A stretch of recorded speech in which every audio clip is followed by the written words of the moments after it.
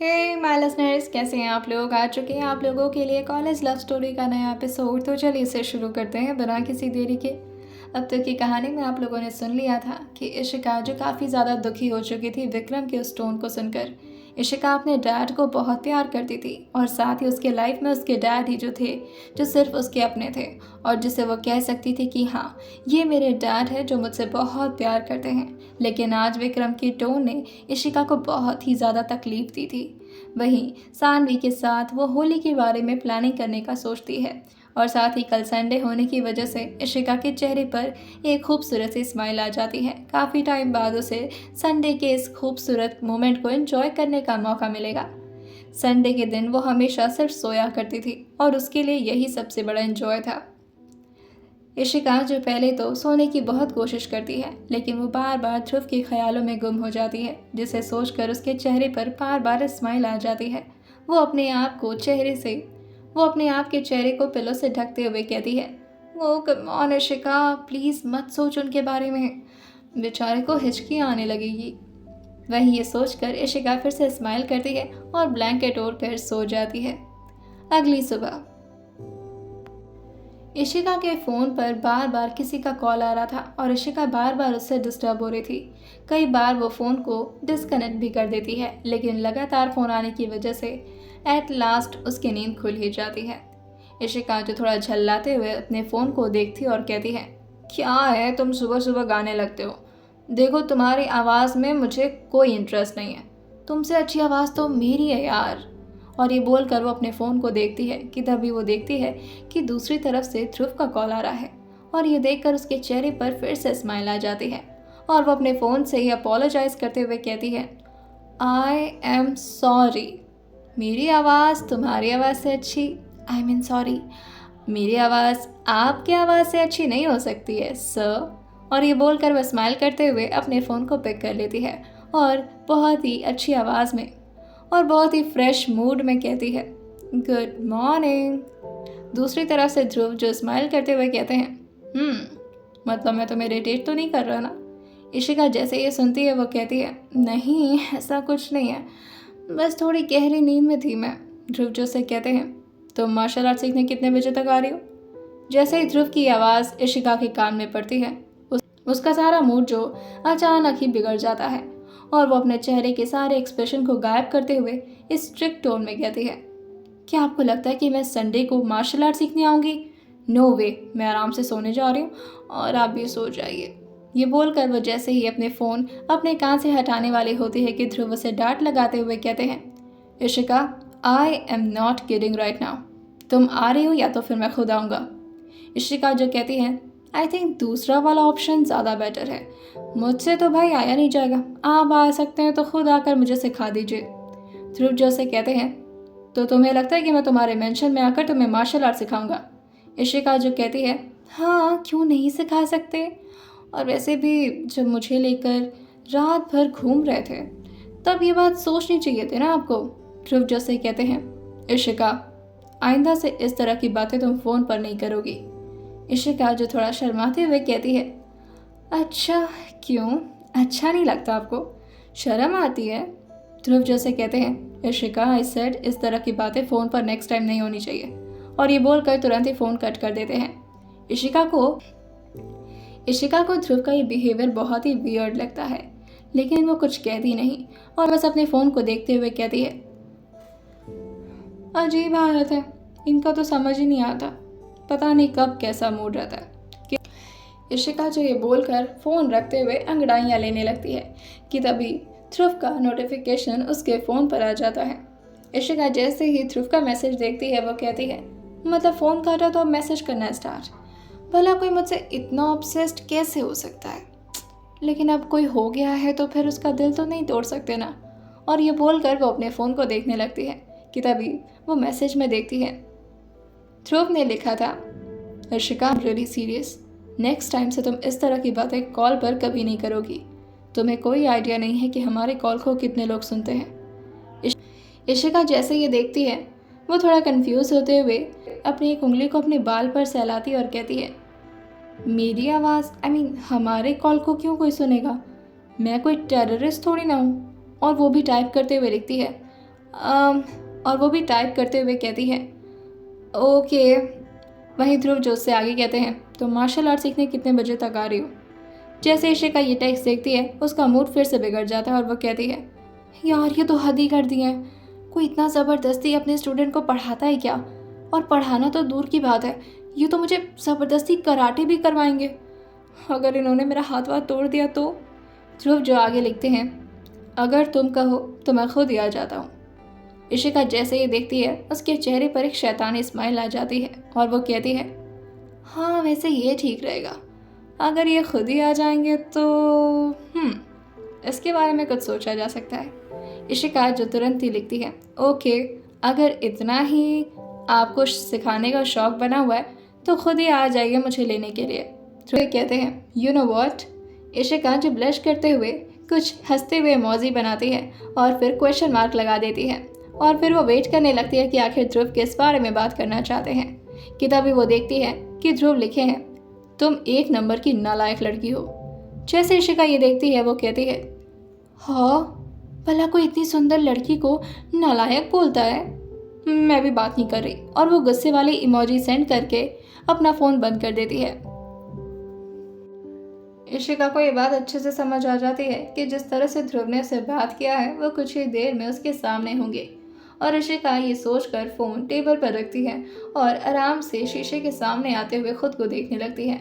वैसे तो वो रात से उठी हुई कोई भूतनी की तरह लग रही थी, लेकिन इशिका जो अपने बाल को थोड़ा स्टाइल से पीछे करती है और ख़ुद की तारीफ करते हुए कहती है, उफ, कोई इतना भी सुंदर कैसे लग सकता है।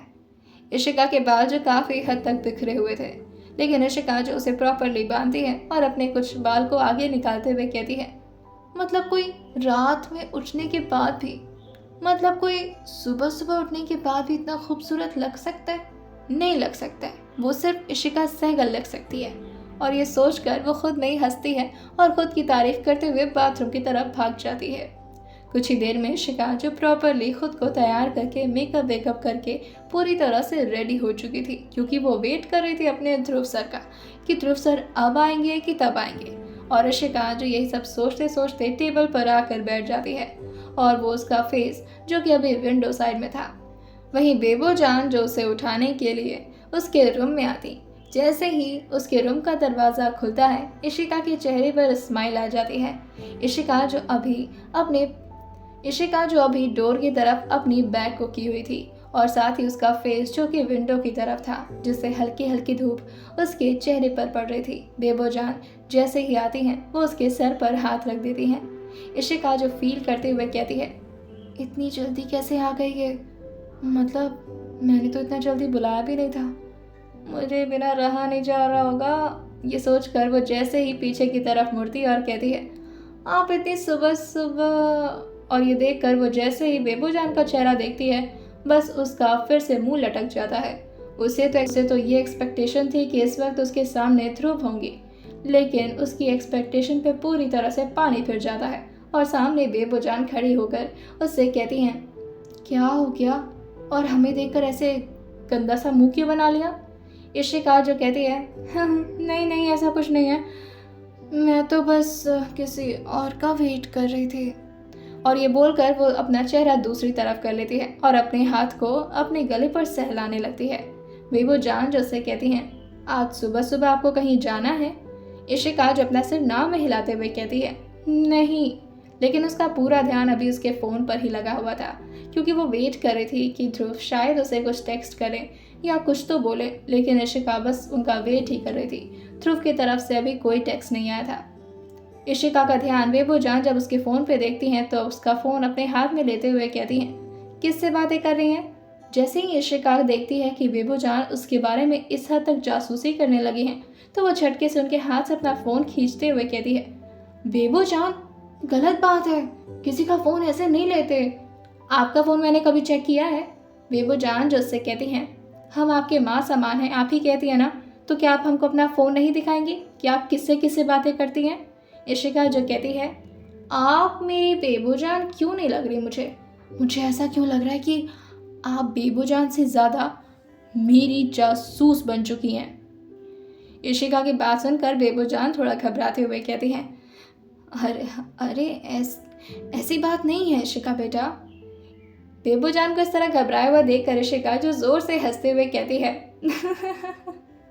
आप तो कितना ज़्यादा घबरा गई। मैं तो मजाक कर रही थी। और ये बोलकर वो अपना कंधा अचका लेती है। बेबूजान जो उसकी बात पर थोड़ा हंसते हुए कहती हैं, हमको पता है, हम तो घबरा नहीं रहे थे। इशिका जो कहती है, झूठ मत बोलिए, मुझे किसी ने बोला था कि जो झूठ बोलता है उसे कौवा काटता है। आप बिल्कुल झूठ मत बोलिएगा वरना आपको कौवा काट लेगा। और इशिका ये बोलकर उन्हें हक कर लेती है। बेबूजान जो उसके सर पर धीरे से सहलाते हुए मन में ही सोचती हैं, अगर हमारी मजबूरी नहीं होती तो हम आपके साथ ऐसा कभी नहीं करते, लेकिन अगर हम ये सब नहीं करेंगे तो इससे आपका ही नुकसान होगा। आप नहीं जानती हैं उस इंसान को, वो कितना कट्टर और कितना बड़ा जालिम है। और आपके तो पापा भी उनसे दबते हैं। जब मालिक ही उनसे दबेंगे और उनकी जी हजूरी करेंगे तो मैं तो उस मालिक की नौकर हूँ। मुझे तो उनकी बात पर अटल रहना ही होगा। और वो ये सोचकर अपनी आंखों में आंसू भर लेती हैं। बेबूजान जो नहीं चाहती थी कि वो सारी बातें इशिका को समझाएं और सारी बातें इशिका को बताएं, लेकिन वो बस यही चाहती थी कि इशिका की शादी रुआन से ही हो, क्योंकि रुआन से ही शादी करने में इशिका और इशिका की फैमिली की भलाई थी। थोड़ा देर बेबूजान को हक करके इशिका उनसे अलग होती और कहती है, वैसे आप सुबह सुबह आज रूम में क्या कर रही हैं? और ये बोलकर वो अंगड़ाइयाँ लेने लगती है। बेबूजान जो उससे कहती हैं, सुबह सुबह तो हम रूम में आए हैं, लेकिन आप सुबह सुबह कमरे में तैयार होकर इधर उधर क्यों घूम रही हैं? इशिका जो कहती है, मैं कहाँ घूम रही हूँ, घूम तो मेरा दिल रहा इधर उधर। और ये सोचकर वो अपने चेहरे पर एक स्माइल लेती आती है और फिर से ध्रुव की टेक्स्ट को ढूंढने लगती है कि शायद एक दो टेक्स्ट तो उन्होंने किया हो, लेकिन फिर से उसे कोई भी नोटिफिकेशन नहीं मिलता, जिससे उसका मुंह फिर से लटक जाता है। और वो मन में ही सोचती है, कितना वेट कर आते हैं ये, ओह गॉड, पता नहीं कहाँ होंगे। इशिका का दिमाग जो पूरी तरह से अब ध्रुव के कंट्रोल में हो चुका था, जैसे जैसे ध्रुव उसके साथ बिहेव करते बिल्कुल वैसे ही इशिका का एक्सप्रेशन बनने लगता। अगर ध्रुव उससे प्यार से बात करते तो वह स्माइल करती, अगर ध्रुव उसके साथ फ्लर्ट करते तो वो ब्लश करती, और अगर ध्रुव उससे थोड़ा भी नाराज़गी में बात कर लेते तो बस उसका मुंह बन जाता था। बेबूजान जो इशिका से पूछती हैं, आप क्या नाश्ता करेंगी, हमें बता दीजिए। इशिका जो कहती है, नहीं अभी मुझे मार्शल आर्ट करना है, मैं सुबह सुबह नाश्ता नहीं कर सकती वरना मेरे पेट में दर्द होने लगेगा। और ये बोलकर वो फिर से अपने मोबाइल में कुछ ढूंढने लगती है। बेबूजान जो उससे कहती हैं, मार्शल, क्या बोला आपने? इशिका जो कहती है, मार्शल आर्ट बेबूजान, मार्शल आर्ट।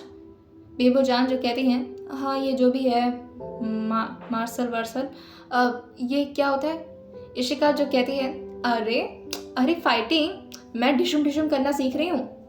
बेबूजान जो ये सुनकर कहती हैं, आपको किसको मारना है और ये सब सीखने की क्या ज़रूरत है आपको? बेबूजान जो थोड़े पुराने ख्यालात की थी। इशिका जो उन्हें समझाते हुए कहती है, वैसे तो मेरा भी कोई इंटरेस्ट नहीं है सीखने में, लेकिन कोई है जो मुझे फोर्स कर रहा है सिखाने के लिए ये सब, और जो ये सिखाने के लिए फोर्स कर रहा है उसकी बात मैं मान लेती हूँ, मतलब बेबूजान जो कहती हैं, कौन है वो कमबख्त जो मेरी बच्चे को ये सब सिखा रहा है, और आपको ये सब सीखने की ज़रूरत नहीं है, आप थक जाएंगी। इशिका जो कहती है, वही तो बेबूजान, आपने देखा था ना किस तरह से पहली बार मैं कितना ज़्यादा थक गई थी। बेबूजान जो से कहती हैं, हाँ बेटा, और फिर आपके हाथ पैर मुंह टूट गए तो फिर आपसे शादी। जैसे ही बेबूजान इतना बोलती हैं कि इशिका उन्हें घूर कर देखती और कहती है, हाँ आप भी बात करिए बिल्कुल मेरे डैड की तरह, लेकिन मेरे डैड इस चीज़ के लिए बहुत ही ज़्यादा सपोर्टिव है, और अब तो मुझे करना है मार्शल आर्ट। अच्छा होगा मेरा मुंह टूट जाए, फिर जो शख्स मुझसे शादी करना चाहता है वो नहीं कर पाएगा। जैसे ही बेबूजानी सुनती हैं, उनके दिल में एक अजीब सी टीस सी उठ जाती है, क्योंकि वो जब इशिका के मुंह से रुआन के बारे में इस तरह की बातें सुनती हैं तो उन्हें बहुत ही ज़्यादा बुरा लगता था। रुआन के लिए नहीं बल्कि खुद इशिका के लिए। इशिका की बातें सुनकर वो उससे और ज़्यादा बहस ना करते हुए उस रूम से बाहर चली जाती हैं और कहती हैं, अगर कुछ खाने के लिए चाहिए होगा तो बताइएगा, हम आपको ले आकर दे देंगे। इशिका जो कहती है, ठीक है बेबूजान, और ये बोलकर वो फिर से अपने फ़ोन में गुम हो जाती है। थोड़ी देर बाद फाइनली ध्रुव का नोटिफिकेशन उसके फ़ोन पर आ ही जाता है। इशिका जो एकदम से कूदते हुए खुश हो जाती है और कहती है, हाँ फाइनली थैंक गॉड, इन्हें टेक्स्ट करना याद तो रहा। मुझे तो लगा था कहीं भूल ही ना गए हो मुझे। और ये बोलकर वो नोटिफिकेशन खोलती है तो देखती है ध्रुव जो उसमें लिखे थे, इस समय मेरा वहाँ आना ठीक नहीं है, अगर हो सके तो तुम खुद मेरे मेंशन आ जाओ। इशिका जैसे ये देखती है फिर से वो अपना मुंह बनाते हुए कहती है, हे भगवान, इन्हें आने में आलस लग रहा है या फिर ये मुझसे मिलना ही नहीं चाहते। कहीं ऐसा तो नहीं कि एक ही दिन में मुझसे बोर हो गए। नहीं नहीं इशिका, ऐसी बात नहीं है। ऐसा तो हो सकता है, लेकिन हो सकता हो कि मेरे अलावा कोई और भी हो जो उन्हें पसंद हो। हाँ इशिका, यही मौका है पता लगाने का। अगर मैं अचानक से उनके घर पर पहुंच जाऊं तो समझ में आ जाएगा मुझे। और ये सोचकर इशिका अपने दिमाग में एक प्लान बनाती है और कहती है, पहले मैं इन्हें टेक्स्ट करती हूँ कि मैं इनके घर पर नहीं आ रही हूँ। और वो टेक्स्ट करते हुए लिखती है, मैं नहीं आ सकती, मुझे कुछ काम है, और अगर आपको आना होगा तो मुझे पहले से इन्फॉर्म कर दीजिएगा। और ये बोलकर वो उन्हें सेंड कर देती है। जैसे ही ये मैसेज ध्रुव की तरफ से रीड होता है, ध्रुव जो स्माइल करते हुए कहते हैं, अच्छा तो आप नहीं आ रही हैं शिखा जी, देखते हैं आप कैसे रह पाएंगी मेरे बिना। और ये बोलकर वो फ़ोन रखते हुए स्माइल करते हैं और फिर अपने जिम एरिया में चले जाते हैं। इशिका जो तुरंत ही अपने बैग को टांगती है और उसमें अपना फ़ोन रखते हुए कहती है, चल इशिका, अपने मिशन पर टारगेट कर। और ये बोलकर वो जल्दी जल्दी बाहर भागने लगती है। बेबूजान जो उसे रोकते हुए कहती हैं, अरे अरे कहाँ, कि तभी इशिका तुरंत ही उन्हें बीच में रोकते हुए कहती है, टोकिएगा मत। कहते हैं कि टोकने से काम खराब हो जाता है, अगर आपने टोक दिया तो प्रॉब्लम हो जाएगी, आप बस मेरी गाड़ी का चाबी दे दीजिए। और ये बोलकर वो बेबूजान से गाड़ी की चाबी ले लेती है और जल्दी से भागकर अपनी गाड़ी स्टार्ट करते हुए ध्रुव के मेंशन की तरफ निकल जाती है। इशिका के दिमाग में तो बस यही चल रहा था कि किस तरह से आज वो ध्रुव का सारा पर्दाफाश कर पाए। इशिका को कभी कभी ऐसा लगता था कि ध्रुव उसके साथ कहीं मजाक तो नहीं कर रहे, क्योंकि जिस तरह से अचानक में ही ध्रुव का मूड इशिका को लेकर बदलता रहता था, इस बात से इशिका को काफ़ी ज़्यादा इनसिक्योरिटी फील होती है। वहीं ईशान भी आज ध्रुव के मेंशन में ही था। वैसे तो ईशान को ध्रुव के साथ रहने में बहुत मज़ा आता था, भले ही ध्रुव उसे बहुत ज़्यादा डांटा भी करते थे और साथ ही उसके साथ बहुत ही रूडली बिहेव करते थे, मगर चाहे कुछ भी हो, लेकिन ईशान को वो दिल से बहुत प्यार करते थे और ये बात ईशान अच्छे से समझता है। ईशान जो अपनी वीडियो गेमिंग खेलते खेलते ही सो गया था। इशिका जो थोड़े ही देर में ध्रुव के मेंशन के बाहर पहुंच जाती है और फिर वो तुरंत ही मेंशन के अंदर आते हुए उनके दरवाजे का रिंग बार बार बजाने लगती है। ध्रुव तो ऊपर थे, जिसकी वजह से उन्हें ज्यादा डिस्टर्बेंस नहीं हो रही थी और साथ ही उन्होंने कान में हेडफोन भी लगाया हुआ था, मगर ईशान को उससे बहुत ही ज्यादा डिस्टर्बेंस हो रही थी क्योंकि उस बेल की आवाज़ जो डायरेक्टली ईशान के ही रूम में आ रही थी। ईशान जो काफ़ी ज़्यादा फ्रस्ट्रेट हो रहा था और बार बार अपने कानों पर तकिया लगाकर फिर से सोने की कोशिश कर रहा था, मगर बार बार बेल बजाने की वजह से ईशान जो एकदम छल्लाते हुए उठता और कहता है, कौन मनूस इंसान आ गया यार। और ये बोलकर वो एकदम गुस्से में जाकर बाहर का दरवाज़ा खोलते हुए कहता है, कौन है यार, क्यों प्रॉब्लम है तुम्हें, इंसान को सोने भी मत दो तुम, रात भर गेमिंग करते करते। कि तभी वो अपनी आँख खोल कर देखता है तो इशिका सामने खड़े होकर उसको हाथ फोल्ड करके घूरे जा रही थी और इशिका उसकी बात पर उसे ही घूरते हुए कहती है, क्या कहा और रुक क्यों गए, आगे बोलो। ईशान जो अपनी आंखों को मलता हुआ कहता है, ये मैं सपना देख रहा हूँ, सुबह सुबह तुम यहाँ क्या कर रही हो। ईशान की बात सुनकर इशिका जो कहती है, क्यों, मैं नहीं आ सकती यहाँ पर, और कहाँ है तुम्हारे भाई, कहाँ है। और ये बोलकर वो अंदर की तरफ झांकने लगती है। ईशान जो उसके हाथ को पकड़ता है और कहता है, खुद अंदर आकर चेक कर लो और प्लीज़ तेज़ आवाज़ मत बोलना, मेरा नींद खराब हो जाएगा। और ये बोलकर वो फिर से एकदम बेहोशी की हालत में अपने रूम में जाकर अपना रूम लॉक करता है और फिर से सो जाता है। वहीं इशिका को समझ नहीं आता कि आखिर ध्रुव हैं कहाँ, और ईशान ने भी उसे कुछ नहीं बताया था। अब इतने बड़े मेंशन में वो ध्रुव को इधर उधर ढूंढती रह जाती। वो उन्हें कॉल भी करना चाहती है, लेकिन फिर उसे याद आता है कि अगर उसने कॉल कर लिया तो उसका सारा प्लान तो वैसे ही चौपट हो जाएगा और ध्रुव को पता चल जाएगा। तो अगर ध्रुव किसी लड़की के साथ होंगे तो फिर उनका पर्दाफाश कैसे करेगी इशिका। इशिका जो यही सब सोचते सोचते अपना दिमाग लगाती है और उन्हें इधर उधर ढूंढने लगती है। इशिका जो हर एक रूम में जाकर चेक करती है, साथ ही वो बैकयार्ड, स्विमिंग पूल के पास, गार्डन में, हर जगह उन्हें ढूंढ लेती है। और फिर वो दूसरे फ्लोर पर जाती है जहाँ पर उनके रूम में जाकर वो चेक करती है, मगर उनके रूम में भी ध्रुव सर नहीं थे। इशिका को फाइनली कुछ आवाज़ आती है तो वो समझती है कि चलो अब तो उनका पता मिल गया है। और वो उस तरफ जाने लगती है जहाँ जिम था। इशिका जैसे ही जिम का दरवाजा खोलती है कि तभी उसकी आंखें जो एकदम से एक जगह पर जाकर टिक जाती हैं। ध्रुव जो अपनी मस्कुलर बॉडी को और ज्यादा मस्कुलर बनाने में लगे हुए थे, साथ ही वो शर्टलेस थे और पसीने से लथपथ भी थे क्योंकि काफी टाइम से वो एक्सरसाइज कर रहे थे।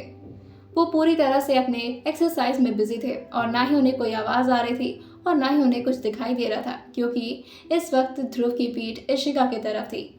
उनकी मस्कुलर पीठ देखकर इशिका थोड़ी देर के लिए तो उसी में गुम सी हो जाती है और वो थोड़ा देर इस नज़ारे को एंजॉय करने लगती है कि तभी ध्रुव जैसे ही अपने डंबल को रखने के लिए पीछे की तरफ मुड़ते हैं, वो देखते हैं कि इशिका जो बेवकूफ़ों की तरह उन्हें ही देखे जा रही है और साथ ही उसकी आंखों में अजीब सी लस्ट थी।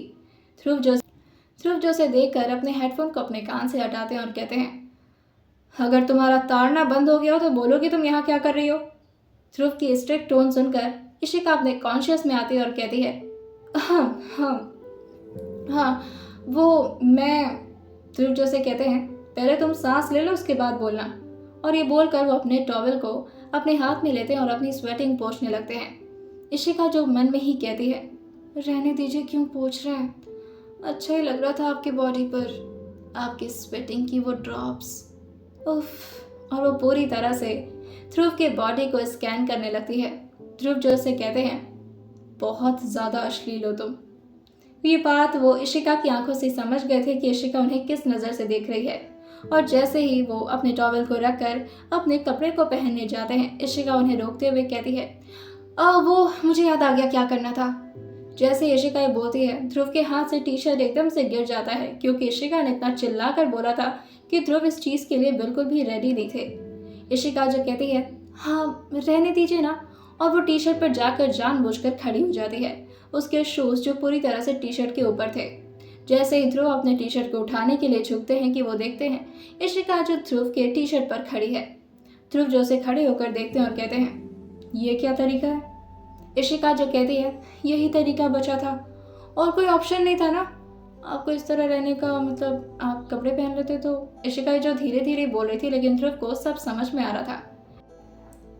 इशिका जो ध्रुव के सामने खड़ी थी और साथ ही उनकी तरफ देखने के लिए इशिका अपने सिर को ऊपर करती है तो ध्रुव अपने हाथ को इशिका के गले पर रखते हुए पहले तो उसे धीरे से सहलाते हैं और अपनी एक उंगली को उसके गले पर पॉइंट करते हुए कहते हैं, तुम्हें नहीं लगता कि तुम कुछ ज़्यादा ही बदमाश होती जा रही हो इशिका। इशिका जो कहती है, आज संडे है और वैसे भी बदमाश होने का तो आज दिन है ना। ध्रुव जैसे कहते हैं, अच्छा। और ये बोलकर वो अपने 5 उंगलियों को इशिका के गले पर एकदम से टिका देते हैं और उसे जोर से थोड़ा दबाते हुए अपनी तरफ खींचते हैं, जिससे इशिका का चेहरा काफी हद तक ध्रुव के चेहरे के करीब आ जाता है। मगर तब भी इशिका अपनी हाइट को ध्रुव के साथ मैच नहीं करा पाती। ध्रुव को उसके सामने थोड़ा सा झुकना पड़ता है। वो झुककर इशिका के चेहरे के करीब आते हैं और अपने फोरहेड को इशिका के फोरहेड से लगाते हुए कहते हैं, इतनी सुबह सुबह यहाँ क्या कर रही हो। इशिका जो कहती है, सुबह सुबह तो आपके लिए होगी, मैं तो कितने टाइम से आपका वेट कर रही थी, आप तो मुझे मार्शल आर्ट सिखाने वाले थे। इशिका जो ध्रुव का आंसर तो देना चाहती थी, मगर जैसे ही उसकी आंखें ध्रुव के चेहरे पर आकर टिकती हैं, उसके दिमाग जो पूरी तरह से ब्लैंक हो जाता है और बस उसके दिमाग में एक ही चीज़ चल रहा था, वाओ वाओ वाओ। इशिका की नज़रें जो ध्रुव के चेहरे को अच्छे से एक्सप्लोर कर रही थी। ध्रुव जो एक टकटकी लगाए हुए इशिका को घूरे जा रहे थे। जैसे इशिका की आंखें ध्रुव की आंखों से मिलती हैं, वो उनकी आंखों को पूरी तरह से एक्सप्लोर करते हुए अपने मन में कहती है, इतनी ज़्यादा हिप्नोटाइजिंग आंखें आपकी, बंदा अगर आपकी आंखों में ठीक से 2-3 सेकंड देख लेना तो बंदियां तो छोड़ो, बंदा भी आपके फैन हो जाए। और फिर वो अपनी नज़र उनके नाक पर ले आती है और अपने नाक को उनके नाक से थोड़ा टच कराते हुए उनके नाक को फील करती है और मन में कहती है, क्या शार्प नोज है, उफ। और फिर ये देखते देखते उसकी नज़र उनके लिप्स पर जाती है, उनके लिप्स जिसे उसे कुछ अलग ही एहसास होता है और उसे उस दिन की बात याद आ जाती है जब अचानक से ही ध्रुव ने इशिका को थोड़ा डोमिनेटिंग वे में किस करना स्टार्ट कर दिया था। इशिका की चेहरे पर ध्रुव की गर्म सांसें साफ फील हो रही थी और साथ ही ध्रुव की भी आंखें इशिका के चेहरे पर टिकी हुई थी और इतने खूबसूरत मोमेंट को वो दोनों आपस में शेयर कर रहे थे कि तभी इन सारे अच्छे मोमेंट को खराब करते हुए ईशान जो भागते हुए आता और कहता है, भाई भाई आप कहाँ? कि तभी वो जैसे ही देखता है कि इशिका और ध्रुव इतने क्लोज खड़े हैं, वो जोर से खांसने लगता है। ध्रुव जो उसकी तरफ घूर कर देखते हैं और अचानक से ईशान को देखकर वो इशिका को छोड़ देते हैं। उन्होंने इशिका के गले से उसको पकड़ रखा था। ध्रुव जो ईशान को देखकर पूछते हैं, क्या है? ईशान जो कहता है, सॉरी भाई वो, और ये बोलकर वो दूसरी तरफ अपना चेहरा किया हुआ था। ध्रुव जो उससे आगे पूछते हैं, मैंने पूछा क्या हुआ? ईशान जो फाइनली उन लोगों की तरफ देखता है और उन लोगों से माफी मांगते हुए कहता है, I am really sorry guys, और ये बोलकर वो अपना सर नीचे की तरफ झुकाते हुए कहता है, मैं कुछ भी इस तरह की चीज़ें देखने में बिल्कुल भी इंटरेस्टेड नहीं था, लेकिन वो गलती से मेरी निगाहें आप लोगों की हरकतों पर पड़ गई, आई एम रियली सॉरी। और ये बोलकर वो उन दोनों को देखकर हंसने लगता है। वहीं इशिका को भी काफ़ी एम्बैरेसिंग लग रहा था ये सब कुछ, लेकिन वो क्या ही कर सकती थी। ईशान जो कह रहा है, भाई आपने कहाँ रखा है दूध? मुझे कॉफ़ी पीना था, मैं तभी से ढूंढ रहा था, इधर से उधर कहीं मिल ही नहीं रहा है। तो जैसे कहते हैं, फ्रिज में होगा ना दूध? ईशान जो कहता है, हाँ फ्रिज में तो मैंने चेक ही नहीं किया। एक मिनट, फ्रिज में? अच्छा हाँ फ्रिज में ही होगा ना, मैं भी कैसी अजीब बातें पूछ रहा हूँ। ठीक है गाइस एंजॉय। और ये बोलकर वो वहाँ से भाग जाता है। ध्रुव को ईशान पर बहुत ही जोर से गुस्सा आ रहा था और सेम हालत इस वक्त इशिका का भी था, लेकिन ईशान को तो ये सब देखकर बहुत ही मजा आया था। वो खुश होते हुए अपने बाल को सेट करता है और कहता है, बस भगवान जी यही तो मैं चाहता था, फाइनली फाइनली फाइनली मेरे खड़ूस भाई को कोई तो पसंद आ गया। चलिए इसके लिए मैं आपके लिए भी कॉफ़ी बनाता हूँ। और ये बोलकर वो कॉफ़ी बनाने के लिए किचन में चला जाता है। आइए जानते हैं आने वाली कहानी में क्या होने वाला है, इस कहानी की खूबसूरत एंडिंग, और क्या है इशिका के पीछे बहुत सारे दुश्मनों का राज। आइए जानते हैं इसे आने वाले एपिसोड में, और सुनते रहिए mister and Mrs psychologist, college की प्यारी सी लव स्टोरी सिर्फ और सिर्फ स्टोरी विद सौम्या के साथ।